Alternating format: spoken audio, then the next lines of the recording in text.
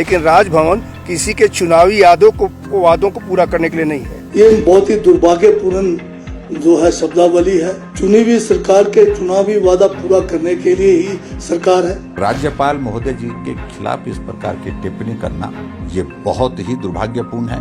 मुख्यमंत्री जी को इसका संज्ञान लेना चाहिए। जयराम जी, हमें आप सीख ना दें। आप ये चाटुकारिता करना छोड़े और हमें सीख देना बंद करें और आप ये जवाब दें कि आप हमारे जनजाति लोगों के नोतोड़ के साथ हैं या विरोध में हैं। नमस्कार। हिमाचल प्रदेश के राजभवन और प्रदेश सरकार के राजस्व मंत्री के बीच में टकराव लगातार बढ़ता जा रहा है। वार के बाद पलटवार होता है और ये मामला सुलझने के बजाय उलझता जा रहा है, क्योंकि मामला है नौतोड़ विवाद का। नौतोड़ को लेकर के राजस्व मंत्री ने आज राज्यपाल की उस टिप्पणी पर पलटवार किया है जिसमें उन्होंने कहा था कि राजभवन किसी के चुनावी वादे पूरे करने के लिए नहीं है। तो आइए सिलसिलेवार ले चलता हूं इस पूरी खबर की ओर, क्योंकि मैं हूं पंकज पंडित और आप देख रहे हैं समाचार फर्स्ट टू द पॉइंट। इस खबर को शुरू करने से पहले सबसे पहले मैं आपको सुनाना चाहता हूं प्रदेश के राज्यपाल का बयान और उसके साथ ही जयराम ठाकुर का बयान। अपना जवाब दे दिया है। हमने कुछ बातों पर आपत्तियां किया है, उस आपत्ति का जवाब मांगा है। अभी तक वहां से कोई जवाब नहीं मिला है। राजभवन पूरी तौर पर नियमों के अनुसार काम करेगा। हमने कभी ये नहीं कहा कि हम नौतोड़ से अलग हैं। हमने हमेशा ही कहा कि नहीं, नौतोड़ पर वो करेंगे।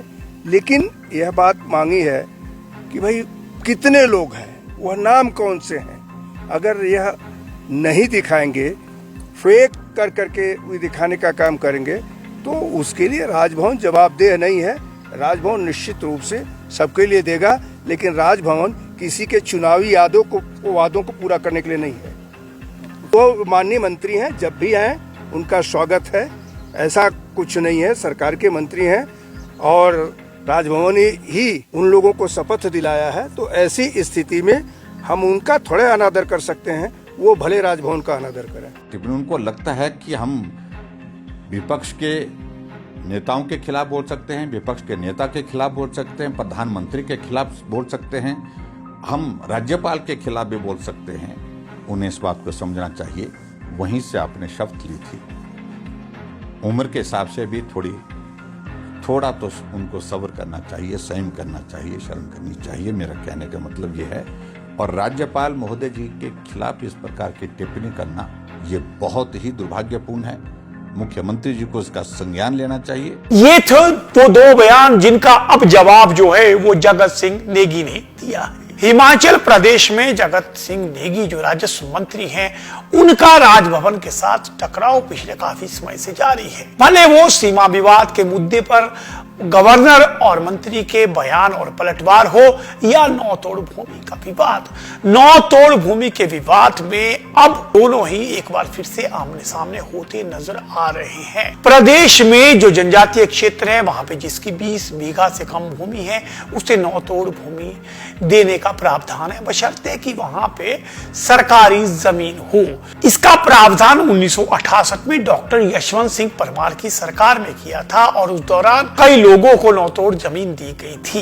नेगी के अनुसार इसका मुख्य उद्देश्य है कि जो सीमावर्ती क्षेत्र है, बॉर्डर एरिया, वहां से लोग पलायन न करें और जनजातीय क्षेत्र में लोगों की आमदनी भी बढ़ सके। लेकिन जब प्रदेश में एफपीसी एक्ट लागू हुआ, उसके बाद गैर जनजातीय क्षेत्रों में यह नियम बंद कर दिया।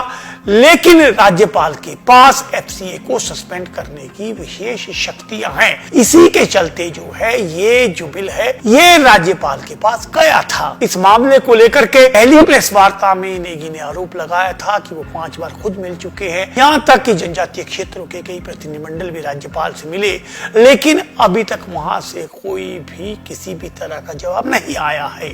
बाद में गवर्नर ने इसका जवाब देते हुए कहा था कि इस संबंध में कुछ जानकारियां जो है वो प्रदेश सरकार से मांगी गई थी। जानकारियां आने के बाद इस पर तय नियमों के अनुसार ही राजभवन निर्णय लेगा।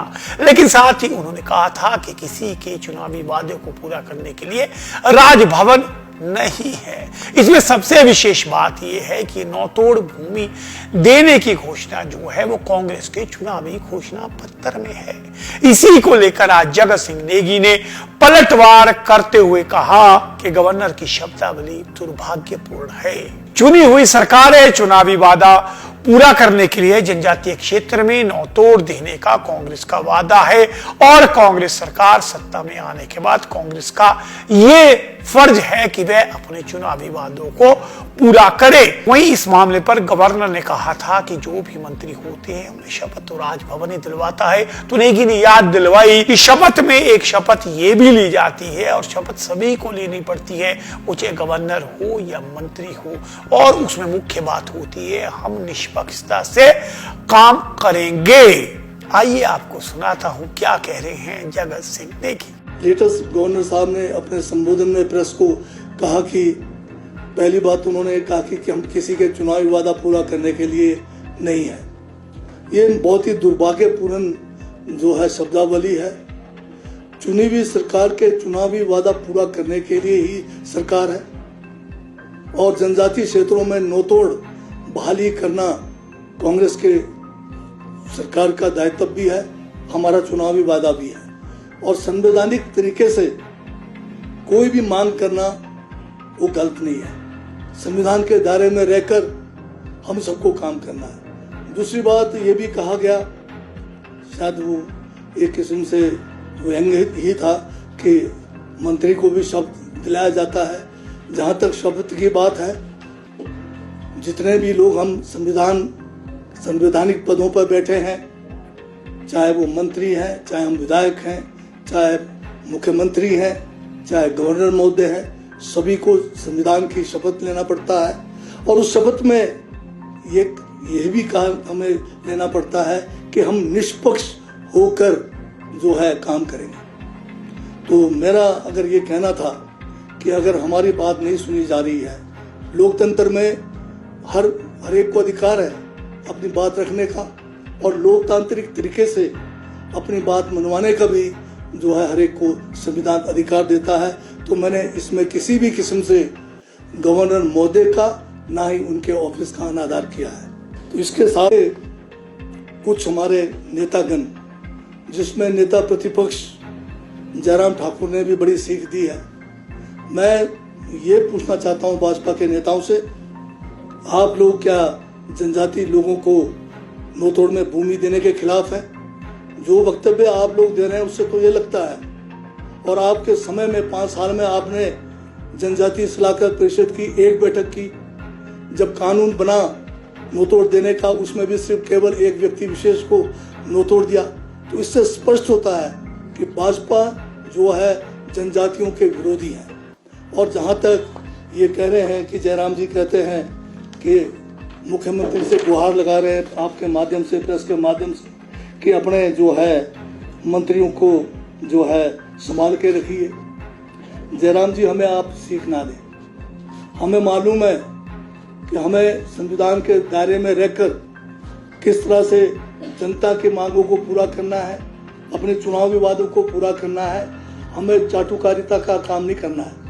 आप ये चाटुकारिता करना छोड़े और हमें सीख देना बंद करें और आप ये जवाब दें कि आप हमारे जनजाति लोगों के नौतोड़ के साथ हैं या विरोध में हैं। तो ये था वो जगत सिंह नेगी का पलटवार, लेकिन उन्होंने इस बार जो है गवर्नर के साथ साथ पूर्व मुख्यमंत्री नेता विपक्ष जयराम ठाकुर को भी आड़े हाथों लेते हुए उन्होंने कहा कि भाजपा जनजातीय विरोधी है। जगत सिंह नेगी ने इस बार गवर्नर के साथ साथ अपने निशाने पे पूर्व मुख्यमंत्री व नेता विपक्ष जयराम ठाकुर को भी लिया है। उन्होंने स्पष्ट कहा है कि आप हमें सीख देना छोड़े और जनजातीय हित पर काम करें। उन्होंने कहा कि भाजपा जनजातीय विरोधी है क्योंकि पिछले 5 साल में उन्होंने एक व्यक्ति विशेष को ही नौतोड़ का लाभ दिया था। उन्होंने सवाल भी भाजपा से पूछा है कि आप स्पष्ट करें कि क्या आप नौतोड़ देने का समर्थन करते हैं या इसके विरोध में है।